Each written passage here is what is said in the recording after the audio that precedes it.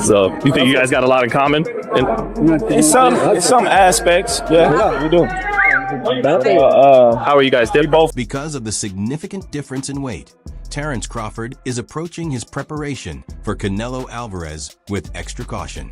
Rather than working on his own, he has brought in the experience and insight of the first fighter to ever defeat Canelo in the ring. Crawford has also decided to begin his training camp much earlier than usual. The goal is to gradually add weight and allow his body to adjust properly ahead of their September showdown. Even so, he is still expected to take a brief break sometime around the middle of the year before continuing his full preparation.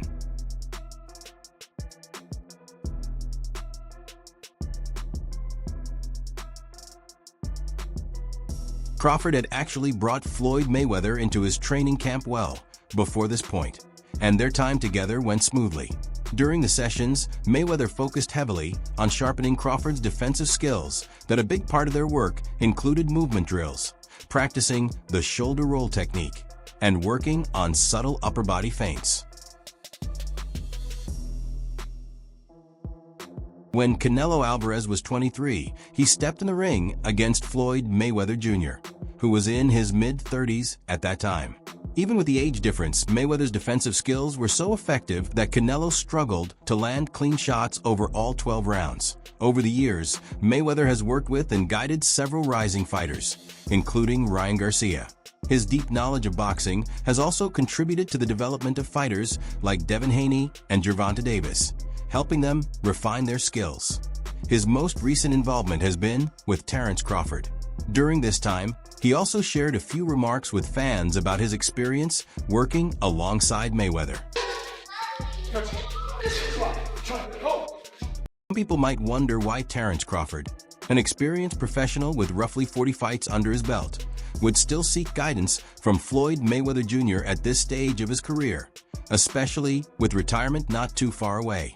The answer is actually quite simple.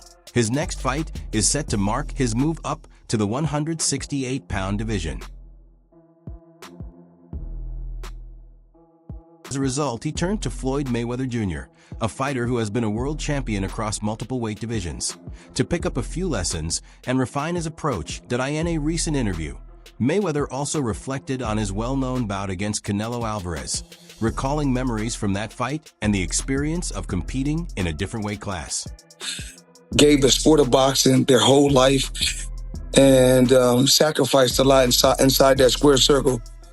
They should feel that way. So if he feel that way, more power to him. I had one fight, and the fight wasn't actually... I had one fight that was at a catch weight, but that wasn't my original plan. Anyone can go online and verify that story. In the case of Canelo Alvarez, at one point I believe he thought I was avoiding him, that I was scared to fight. So he claimed that I didn't want the bout and said he was willing to meet me at 152 pounds or 152.2. I simply called his bluff and said if that's what he wanted, then we could make it happen at 152 or even 152.2. After Canelo agreed and made the weight, it wasn't a situation where he couldn't put weight back on afterward. He officially came in around 152 or 152.2, while I believe he was somewhere near 168 or close to 170 on fight night. But I came in around 151 or 151.5. But it wasn't my idea. So at one particular time, you guys can, anybody, you can go online and pull this up. It was an article. So with Canelo said, I believe Canelo at one particular time thought I was scared of him. Perhaps Terence Crawford felt that this kind of preparation was enough for him as he prepares for a new weight division he is set to enter in less than a month. Even though boxing fans often compare him to Floyd Mayweather Jr., many still make sure not to take away from Mayweather's legendary 50-0 record and achievements. Crawford has shown clear respect for Mayweather, acknowledging his greatness whenever their names are mentioned together. When asked about the similarities between them, he also shared a few additional thoughts, praising Mayweather's impact and recognizing the level he reached in boxing history. Not get hit and to make the adjustments that he's made to certain fighters. He further explained that they share a number of similarities in certain aspects of their styles, but also have clear differences. According to him, it depends on which version of Floyd Mayweather Jr. you are referring to. Duddy pointed out that there was Pretty Boy Floyd, who was much more aggressive early in his career and always looking for the finish.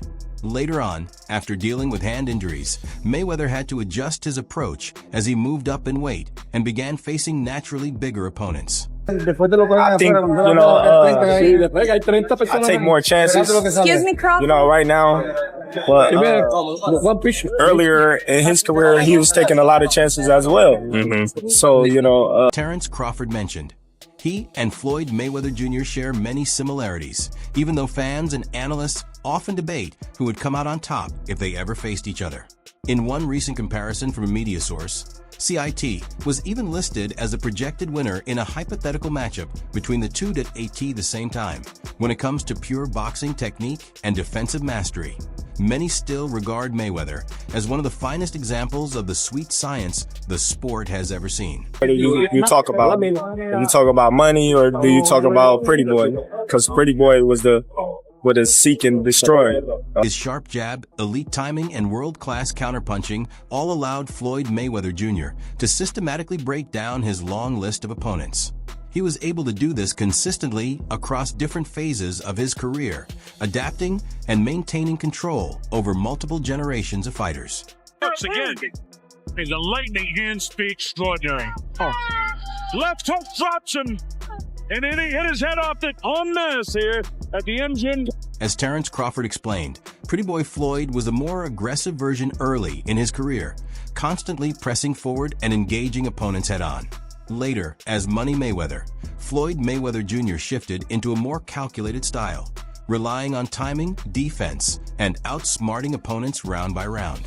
Both versions, in their own way, helped build his legacy as one of the greatest in boxing history. Fans continue to study Crawford's performance against Errol Spence Jr., especially his sharp jab, clean counters, and ability to land punches in tight exchanges. His timing, accuracy, and overall ring IQ in that fight stood out as one of his most complete performances against an elite-level opponent. When comparing pure boxing ability, debates often become difficult to settle. Mayweather is widely praised for his defensive mastery and ring control, while Crawford brings a more explosive and versatile offensive style. If both were matched in their primes, there are many different ways the fight could unfold, making it a highly debated and closely contested hypothetical matchup.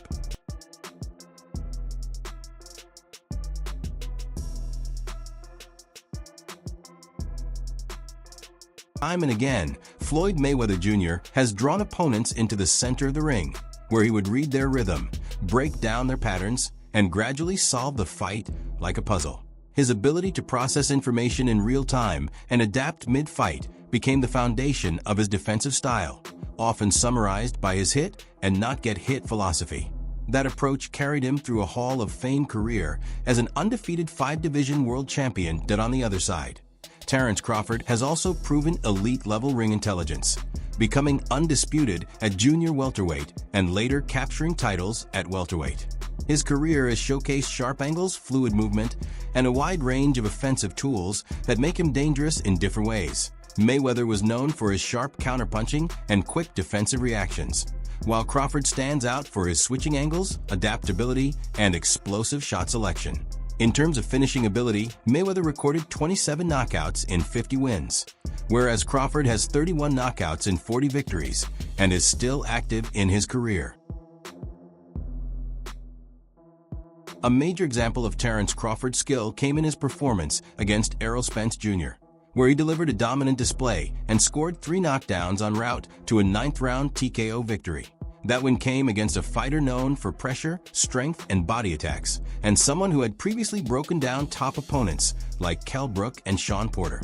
Crawford's performance stood out for his control, precision, and ability to consistently beat Spence to the punch from start to finish.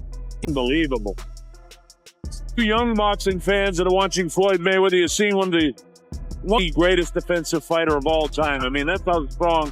You're wearing, then he's nowhere. You think you...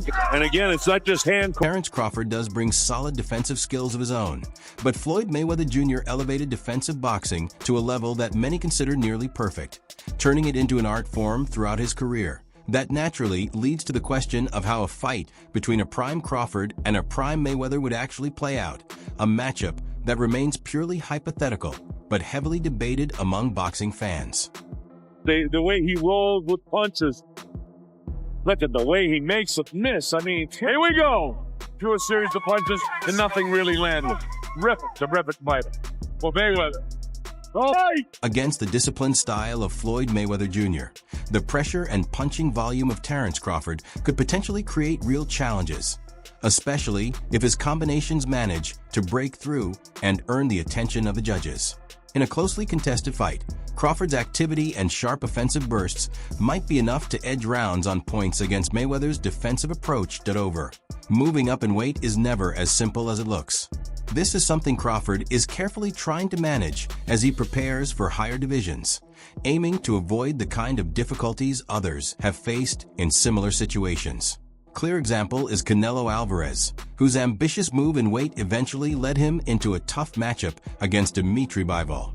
In that fight, Canelo struggled to find consistent success, landing a relatively low output of punches over 12 rounds, while Bivol controlled the pace with accuracy and discipline, securing a unanimous decision victory in Las Vegas. That outcome is often used as a reminder of how challenging it can be to step up in weight against elite opposition, even for elite champions.